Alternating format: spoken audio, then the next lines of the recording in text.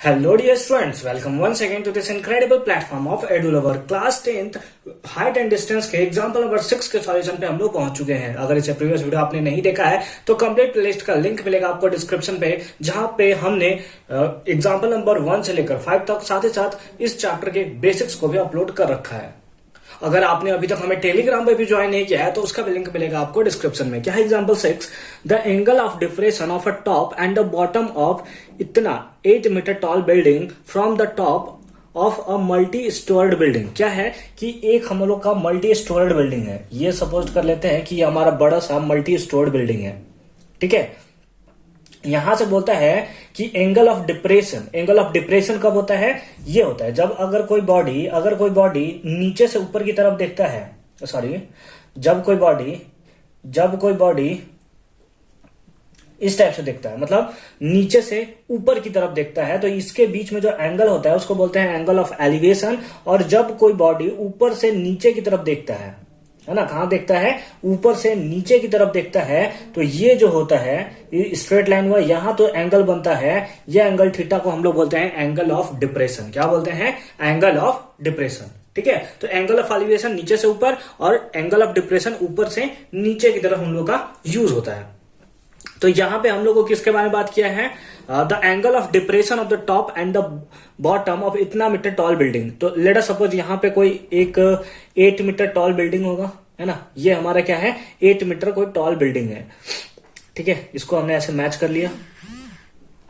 इसका हाइट कितना दिया है? इसका हाइट दिया है 8 मीटर टॉल बिल्डिंग है। तो उसके लिए बोलता है कि जो एंगल ऑफ डिप्रेशन होता है वो 30 डिग्री और 45 होता है रिस्पेक्टिवली। यानी टॉप का 30 डिग्री, यानी कि यहां से जो एंगल बनेगा, यहां से, सॉरी थोड़ा स्ट्रेट लाइन में इश्यू हो जाता है, एक सेकेंड, हाँ, इस टाइप से टॉप का और बॉटम का, टॉप का और यहां से आ गया हमारा, ये हो गया बॉटम, है ना। तो अगर हम लोग यहां से एक हॉरिजॉन्टल लाइन ले ले, इस टाइप से हॉरिजॉन्टल लाइन ले ले, तो यहां से यहां तक का एंगल जो होगा वो 30 डिग्री होगा और यहां से यहां तक का जो एंगल होगा वो हमारा होगा 45 डिग्री। समझ में आ गया। तो हम लोग का जो टॉप का है वो एंगल 30 डिग्री दिया हुआ है और जो बॉटम में एंगल बनाता है वो है 45 डिग्री। इसको हम लोग क्या करते हैं? एक स्ट्रेट लाइन में बना देते हैं। स्ट्रेट लाइन में बनाते हैं, क्यों बनाते हैं? ताकि हमारे कोई ट्राइंगल बन जाए। इसका नाम दे दें, इसका नाम है ABCD और इसका नाम देते हैं हम लोग E। इसका नाम दे देते हैं हम लोग क्या? E नाम दे देते हैं इस ट्रायंगल को। अब अगर एक चीज आप यहां पे ध्यान से देखो तो यहां पे हम लोग का जो एंगल बन रहा है, ये एंगल कितना है? 30 डिग्री। ये एंगल कितना है? 30 डिग्री। तो क्या हम लोग बोल सकते हैं कि ये भी हम लोग का कितना होगा? 30 डिग्री होगा। 30 डिग्री होगा कि नहीं होगा? कौन से मेथड से होगा? आप हमें कमेंट सेक्शन करके कमेंट में जरूर बताओगे कि आंसर इसका क्या होगा, मतलब किस बेसिस पे हम लोग बोल रहे हैं कि ये एंगल 30 डिग्री है तो ये भी एंगल 30 डिग्री होगा, ठीक है। उसी हिसाब से हम लोग बोल सकते हैं अगर ये बड़ा वाला एंगल 45 डिग्री है तो ये बड़ा वाला ट्रायंगल कितना होगा? 45 डिग्री होगा या नहीं होगा? और होगा तो दोनों का तो आंसर एक ही है, तो बताना आपको कमेंट सेक्शन में कि इसका आंसर होगा, यानी कि किस बेसिस पे हम लोग बोल रहे हैं कि ये एंगल इस एंगल के इक्वल है, ठीक है। अच्छी बात है। अब हमसे पूछा क्या है? Find the height of the multi storeyed building, यानी कि हमें फाइंड आउट करना है AC हमें बताना है, and the distance between two building, यानी कि एक बिल्डिंग यहां और एक मल्टी स्टोर्ड बिल्डिंग यहां, इन लोग दोनों के बीच में तो आप BE बोलिए या CD बोलिए, है ना। तो CD इक्वल्स टू व्हाट, या CD को हम लोग BE भी बोल सकते हैं कि BE कितना होगा, ठीक है। तो हमारा जो मेन मकसद है यही है। तो सबसे पहले हम लोग लिख लेते हैं गिवन। क्या लिख लेते हैं हम लोग? गिवन, ठीक है। तो गिवन में हम लोग क्या लिखेंगे? हम लोग लिखते हैं गिवन हमें क्या दिया है? Height of the building. क्या दिया है? हाइट ऑफ द बिल्डिंग, है ना। बिल्डिंग का हमें हाइट गिवन है जो कि कितना है? हाइट ऑफ द बिल्डिंग, जिसको हम लोग दिए हैं DE को DE लिख लिए और D कितना है? 8 मीटर। कितना है? 8 मीटर, ठीक है। उसके साथ साथ हमें एंगल दिया हुआ है, एंगल थीटा कितना दिया हुआ है? That is 30 degree and 45 degree. कितना दिया है? 30 डिग्री एंड 45 डिग्री। देयरफॉर हम लोग क्या लिख सकते हैं? देयरफॉर हम लोग लिख सकते हैं, एक तो हमें फाइंड आउट करना है कि AC कितना है, AC एंड उसके साथ साथ हमें क्या फाइंड आउट करना है? CD। सी डी, और सी डी को ही हम लोग क्या लिख सकते हैं, सी डी को हम लोग बीई भी लिख सकते हैं, BE equals to what, equals to what. तो चलिए सबसे पहले हम लोग को देखना होगा कि हम लोग कर क्या सकते हैं इसमें। तो हम लोग को क्योंकि सी डी फाइंड आउट करना है और हम लोग को ए सी फाइंड आउट करना है, तो हम लोग चलते हैं इन ट्राइंगल ए बी ई में, इन ट्राइंगल ए बी ई। तो हम लोग क्या कर सकते हैं कि अगर हम लोग देखें ट्राइंगल ए बी ई को और ट्राइंगल ए सी डी को, फिर से ट्राइंगल ए बी ई को और ट्राइंगल ए सी डी को, तो दोनों में कॉमन क्या है, दोनों में वैसा पार्ट जो टोटली कॉमन देखने को हमें मिल रहा है।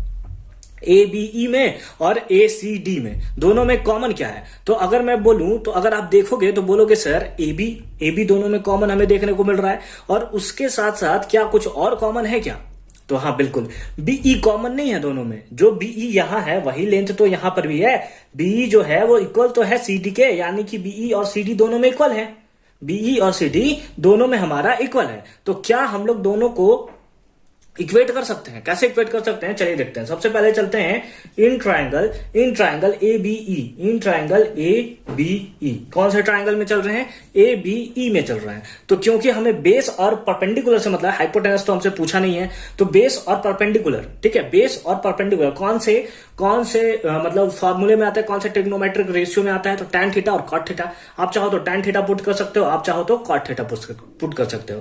तो टैन थीटा का वैल्यू कितना है, that is 30 degree, equals to perpendicular by base, that is A B by कितना, BE, A B by BE. अब tan 30 का वैल्यू कितना होता है, 1/√3, इक्वल्स टू क्या लिख सकते हैं, A B by BE, A B by BE. Therefore यहां से आप लोग बीई निकाल सकते हो, बी इक्वल्स टू आएगा आपका AB√3, AB√3, ठीक है। अब हम लोग चलते हैं नेक्स्ट ट्राइंगल यानी कि ए सी डी में। कौन से ट्राइंगल, तो हम लोग लिखेंगे इन ट्राइंगल ए सी डी में, किसमें, ए सी डी, बड़े वाले ट्राइंगल में। तो बड़े वाले ट्राइंगल में हमें क्या देखने को मिलेगा, हमें देखने को मिलेगा, अगेन हम लोग पुट करेंगे टैन थीटा का वैल्यू इसके लिए कितना है, that is 45 degree, equals to formula क्या होता है, परपेंडिकुलर बाय बेस। परपेंडिकुलर कितना है, that is A C divided by base कितना है, दैट इज सी डी, कितना है, दैट इज सी डी, ठीक है, दैट इज सी डी। इसको हम लोग इक्वेशन फर्स्ट बनाना भूल गए, इसको हम लोग बना देते हैं इक्वेशन फर्स्ट। tan 45 का वैल्यू कितना होता है, 1, तो 1 इक्वल्स टू हमारे पास कितना आ गया, A C divided by C D, A C divided by C D. तो यहां से हमारे पास आ गया किस, जो बाई 1 का रहते हैं क्रॉस मल्टीप्लाई होगा, तो यहां से हमारे पास आ गया C D equals to A C, C D equals to A C, यानी कि जो लेंथ इसका है वही लेंथ ए सी का भी है। कितना अच्छा बात हमारा निकल कर आ गया कि हमें क्या फाइंड आउट करना था, हमें फाइंड आउट करना था ये और हमें फाइंड आउट करना था ए। तो हमारे पास यहां पे आ गया है इसको इक्वेशन सेकेंड। तो इक्वेशन सेकेंड से हम लोग बोल सकते हैं कि जो लेंथ सी डी का होगा, जो लेंथ CD का होगा वही लेंथ AC का होगा, या फिर दूसरे फॉर्म में हम लोग बोल सकते हैं कि जो लेंथ CD BE के इक्वल है ना, तो जो लेंथ CD का होगा वही लेंथ BE का होगा और वही लेंथ AC का होगा। क्या हम लोग ऐसा बोल सकते हैं या नहीं बोल सकते हैं, बोल सकते हैं ना। CD इक्वल्स टू AC है और CD के ही इक्वल BE है, तो CD equals to BE equals to AC हमें यहां पे देखने को मिल रहा है। तो यहां पे क्योंकि तीनों आपस में इक्वल है, तो क्या मैं इसको मिटाकर मैं लिख सकता हूं कि जो बीई होगा वो एसी के इक्वल होगा। मैं इतना सारे CD जो है वो BE के इक्वल है, CD जो है वो BE के इक्वल है और CD जो है AC के इक्वल, मतलब तीनों आपस में इक्वल है। तो इस हिसाब से नाउ हम लोग बोल सकते हैं कि जो BE होगा वो इक्वल होगा किसके, AC के। BE जो होगा वो इक्वल होगा किसके, AC के। बोलिए, बोल सकते हैं या नहीं बोल सकते हैं, बिल्कुल बोल सकते हैं। BE equals to from equation first से हम लोग BE को हम लोग लिख सकते हैं AB√3, लिख सकते हैं कि नहीं लिख सकते, बिल्कुल लिख सकते हैं, AB√3। और AC को हम लोग लिख सकते हैं AB प्लस BC, लिख सकते हैं कि नहीं लिख सकते, लिख सकते हैं।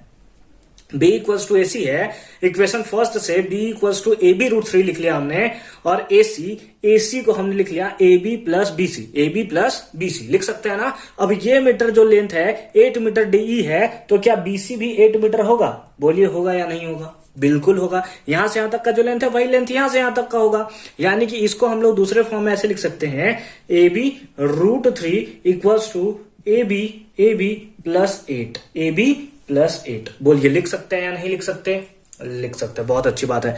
अब हमारे पास ए बी देखने को मिल रहा है। ए बी को एक तरफ लिख लेते हैं, that is A B √3 minus A B equals to 8 A B और ए बी दोनों के पास है, ए बी हमने ले लिया कॉमन, तो हमारे पास क्या आया, that is √3 minus 1 equals to 8, equals to कितना 8।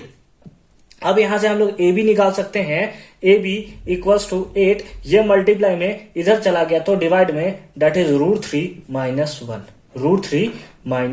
1। तो ए बी से यहां का हमें मिल चुका है वैल्यू, ए बी का वैल्यू जो कि इतना देखने को मिल रहा है। क्योंकि नीचे में रूट है, आप चाहो तो इसे रेशनलाइज कर सकते हो, या फिर आप चाहो तो इसको ही ए बी को इतना ले सकते हो। लेकिन क्योंकि हम लोग को मेनली जो होता है जब रूट के नीचे होता है तो मैथमेटिक्स में उसको रेशनलाइज कर दिया जाता है, तो अब हम लोग करेंगे इसको रेशनलाइज। उससे पहले फटाफट से आप इसका स्क्रीनशॉट लीजिए, क्योंकि मैं अब जा रहा हूं इसको मिटाने, ताकि हम लोग का स्पेस बन सके। बोलिए मिटा दो, 1 2 3। चलिए, बहुत अच्छी बात है, बहुत अच्छी बात है। ठीक है, ठीक है, ठीक है। इक्वेशन सेकंड हमने यहां पे रख लिया है अभी फिलहाल के लिए। ठीक है, तो चलिए हमारे पास क्या आया है, हमारे पास आया है A B equals to 8 by √3 minus 1। इसको रेशनलाइज करेंगे तो √3 प्लस 1 ऊपर मल्टीप्लाई और √3 प्लस 1 नीचे मल्टीप्लाई। तो इस हिसाब से क्या हो गया, 8 इंटू इतना, तो लिखेंगे 8 इंटू √3 प्लस 1 और divide A minus B into A plus B, that is A square minus B square. तो क्या आ गया, 8 इंटू √3 प्लस 1 डिवाइडेड बाय 3, √3 का स्क्वायर दैट इज 3 और माइनस 1, दैट इज कितना हो गया, 8 इंटू √3 प्लस 1 डिवाइडेड बाय 2 के टेबल में कितना टाइम्स, 4 टाइम्स। तो हमारे पास क्या आ गया, 4 इंटू √3 प्लस 1, 4 इंटू √3 प्लस 1। अब क्योंकि हमारे पास ए बी का वैल्यू हमें मिल चुका है और हमें बी सी पता है, ए बी हमें पता चल चुका है और बी सी हमें पहले से पता था, तो हम लोग क्या कर सकते हैं, ए सी का वैल्यू निकाल सकते हैं, यानी कि टोटल लेंथ निकाल सकते हैं। और जैसे ही हमें ए सी पता चलेगा तो ए सी, जो वैल्यू ए सी का होगा वही वैल्यू सी डी का भी हमें देखने को मिलेगा। तो मिटा दे इसको, मिटाने के बाद पूछते हो सर, पहले तो पूछा नहीं आपने। चलिए ठीक है, आगे चलते हैं। आगे हमारा क्या होगा, अब ए बी निकल चुका है तो लिखेंगे नाउ क्या लिखेंगे, height of the multi storeyed building. ठीक है, height of the multi storeyed building that is A C equals to क्या हो जाएगा, that is A B plus B C, A B का वैल्यू कितना है, दैट इज 4 इंटू √3 प्लस 1 और plus B सी का वैल्यू कितना है, दैट इज 8। तो कितना हो गया, 4√3 प्लस 4 से मल्टीप्लाई कर दिया, प्लस 8 तो कितना हो गया, 4√3 प्लस 12। अब यहां से 4 हमने ले लिया कॉमन, क्योंकि दोनों 4 से डिविजिबल है, तो यहां आ गया √3 और यहां पर आ गया प्लस 3 और जितना मीटर, यही हमारा रिक्वायर्ड सॉल्यूशन है। यानी कि जो वैल्यू एसी का होगा वही वैल्यू किसका भी होगा, सीडी का होगा, और वही वैल्यू आप बोल सकते हैं बीई का भी होगा, जो कि कितना होगा, that is 4 into √3 plus 3 metre, और यही हो गया हमारा रिक्वायर्ड सॉल्यूशन। तो आई होप कि ये कंफ्यूजन आपका क्लियर हुआ होगा कि कैसे हमने इसको सॉल्व किया है। तो लास्ट में आप हेंस में लिख लोगे, hence height of multi-stored building equals to 4 into √3 plus 3 and the distance between two buildings is also equals to 4 into √3 plus 3 metre. तो आई होप कि ये क्वेश्चन आपको बहुत ज्यादा हेल्पफुल हुआ होगा और बहुत अच्छे से समझ में आया होगा कि कैसे हमने इसका सॉल्यूशन किया है। मिलते हैं नेक्स्ट वीडियो में एक अनदर नए कॉन्सेप्ट के साथ, तब तक के लिए अच्छे से पढ़ाई करते रहिए। All the very best.